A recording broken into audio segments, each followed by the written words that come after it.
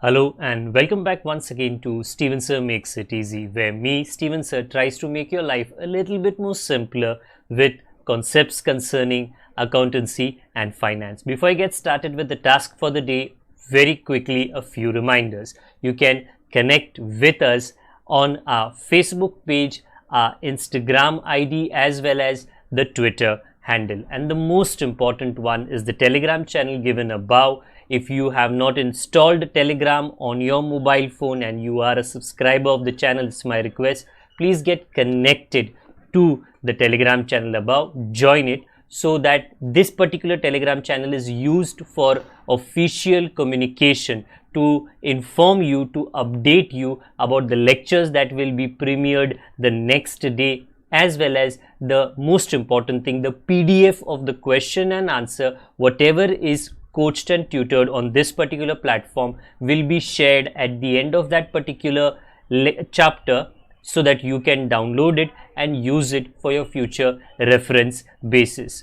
Also, if you do intend to purchase the textbook from which the necessary questions are explained during the various lectures, the purchase link is provided in the description of every lecture. And most importantly, if you have missed out the past tense, that is the last lecture, there is an I button given above. Please click it, watch that particular lecture, and then you can come here.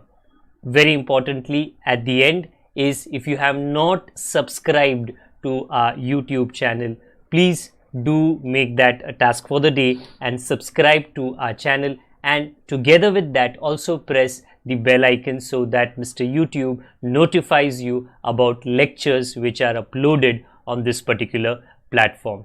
That's as far as the reminders are concerned. Let me get started with today's lecture.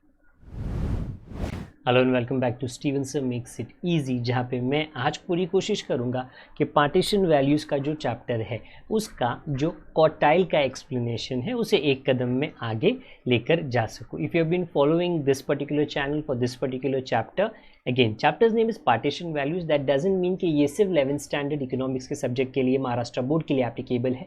If you are from any board, but if you have the concept of quartiles, then yes, it is my request that the time that you spend here would be fruitful.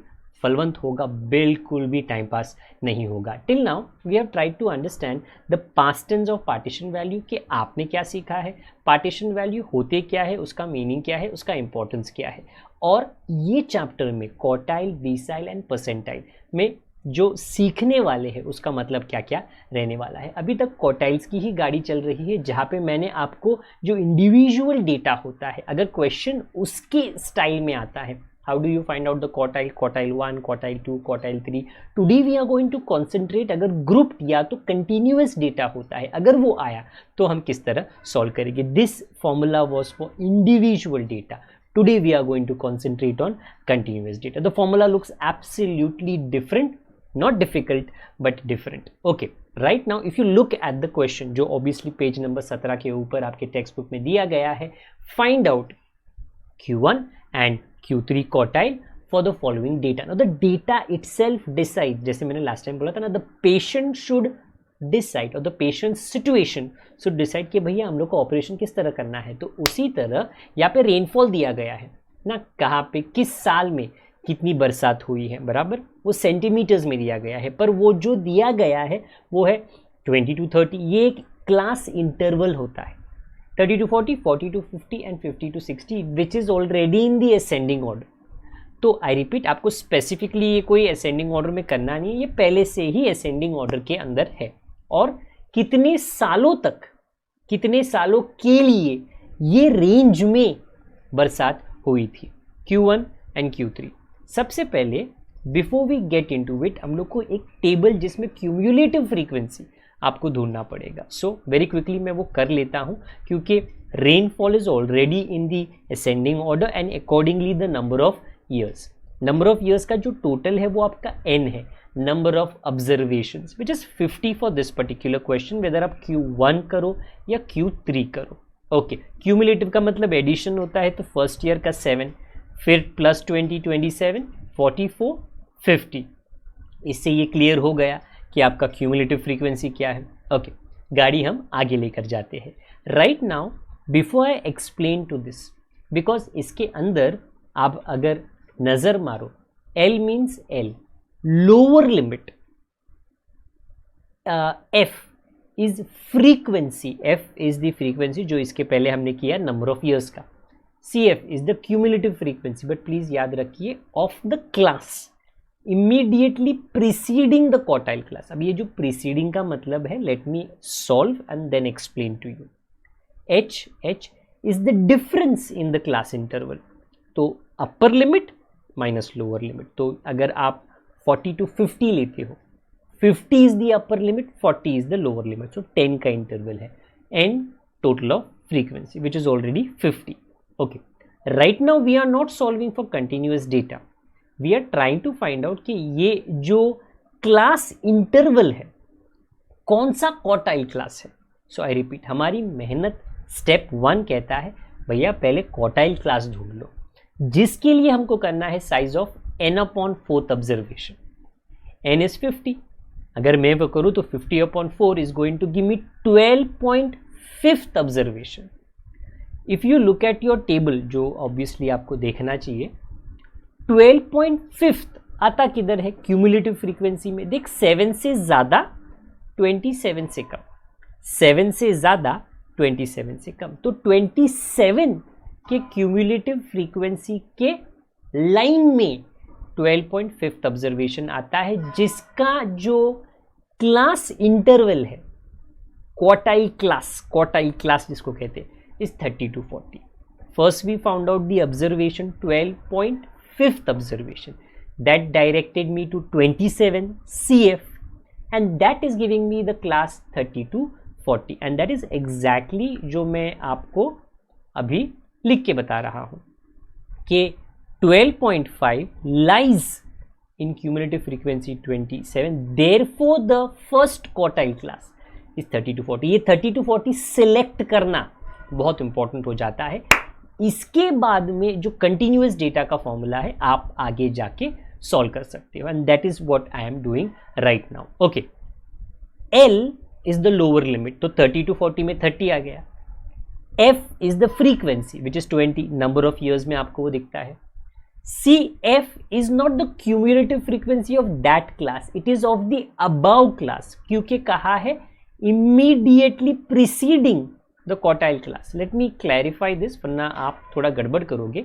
Even though 27 helps me decide the quartile class, but the cumulative frequency is the above one, क्योंकि हम कुछ cross multiplication करके answer लाने वाले हैं। तो 7 you have to take the frequency of the above class, which I did. आगे H is the difference in the upper limit and the lower limit, which is 10, and N is the total of frequency. Let's start.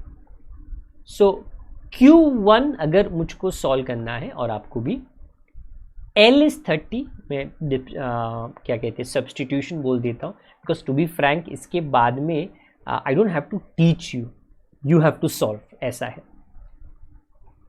I into N, I is 1, N is 50 upon 4 because ये quartile है, minus cumulative frequency but not of that class, above class, तो 7 upon 20 which is frequency into 10 which is H. After that is the mathematics part of this. This will exactly give you your Q1, बराबर, आपको कहाँ पे ढूंढने को जाना नहीं पड़ेगा, ये exactly आपको Q1 देगा। Okay, 1 into 50 is 50/4 which gives you 12.5, minus 7 करोगे तो नेक्स्ट पेज पे 5.5। ओके, मैं ब्रैकेट का पहले सॉल्व कर रहा हूँ ना, ऑब्वियसली ना बॉड मास रूल होता है। ओके, इसको मैं अगर ब्रैकेट ओपन करूँ तो 10 and 20 का डिविजन हो जाएगा, okay, which is going to give me 2, 10 1s and 10 2s। 5.5 divide by 2 is going to give me 2.75 plus 30, that is my exact Q1, 32.75। I repeat, कहाँ पे ढूंढने की जरूरत नहीं है, नहीं, this is your exact answer of Q1. Now the table remains the same, everything else the same, but right now हमको Q3 calculate करना है, बाकी पूरा तामझाम same, no changes in this. Okay, for that पहले हमको क्वार्टाइल क्लास ढूंढना पड़ेगा। बट Q3 के लिए so it becomes 3n upon 4. Okay, because the I becomes 3. Okay, 3 into 50. अगर मैं ये करूँ तो मुझे 37.5 ऑब्जर्वेशन आता है, 37.5. And if I look at my table it is about 27. तो 44 is the CF, cumulative frequency, and the class is 40-50. 40-50 because everything depends upon the selection of the exact class. तो 40-50 आ गया, तो वो हमने डिसाइड किया और वो मैं लिख के आपको दे देता हूँ. आप भी लिख लेना जब भी आप सॉल्व करो. Lies in CF 44, therefore the third quartile is 40-50. Moving on, continuation में lower limit of 40-50 is 40. The frequency is 17.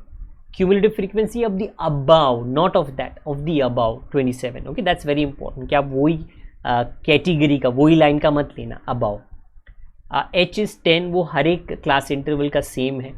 And number of frequency 50.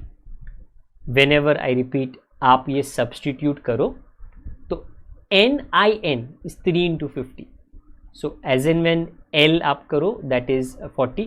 यहाँ पे Q आना चाहिए था, डोंट वरी आगे जाके आ जाएगा, बट Q3 की ही हम चर्चा कर रहे हैं राइट नाउ. वो थोड़ा गायब था, थोड़ा लेट लतीफ़. Okay, 37.5 minus 27 whenever you continue will give you 10.5. पहले normally bracket का solve करो. 10.5 into 10 when you open up the bracket it becomes 105 upon 70. आप डिविजन कर लेना, आपको डेसिमल में आंसर आएगा. 2 डेसिमल प्लेस तक आंसर रखना. 6.18 ऐड कर लेना, that is going to be your Q3 46.18. as simple as that. So the calculation of quartile Q1, Q2 and Q3 differs, अलग अलग स्टाइल में करना पड़ता है depending upon the question asked. Individual के लिए अलग है, डिस्क्रीट के लिए अलग है, और कंटिन्यूअस के लिए अलग है. कंटिन्यूअस के लिए क्लास इंटरवल्स आपको दिख जाएंगे, 15 to 20, 20 to 25, 25 to 30. तो ऑटोमेटिकली वो कंटिन्यूअस क्लास डेटा का है. तो आपको इसी तरीके से पहले आपको क्वार्टाइल क्लास ढूंढना है. क्वार्टाइल क्लास से आप क्यूमुलेटिव फ्रीक्वेंसी डिसाइड करो, और क्यूमुलेटिव फ्रीक्वेंसी से वो जो क्वार्टाइल क्लास वो आपको ढूंढना पड़ेगा. ओके, होपिंग कि ये एक्सप्लेनेशन आपको समझ आया है. इसी तरीके के क्वेश्चंस आगे जाके क्वेश्चन बैंक में भी है. जैसे ही मैं क्वार्टाइल्स के बाद में डिसाइल्स और परसेंटाइल्स कंप्लीट करूंगा, मैं क्वेश्चन कैटेगरी के भी कुछ क्वेश्चंस आपको सॉल्व करा के दे दूंगा, ताकि अच्छा तगड़ा प्रैक्टिस आपका हो सके. पुराने हमारे मित्र हो, कृपया करके शेयरिंग दोस्तों के साथ में बनाए रखें, और नए हो तो सब्सक्राइब बटन और बेल आइकन को दबाए के बिना यहाँ से ना जाए. जब तक हम दोबारा ना मिले, अपना ख्याल रखिए. बड़ों का, छोटों का, परिवार वालों का, सबका ख्याल रखिए. Good day to all of you. God bless. Bye for now.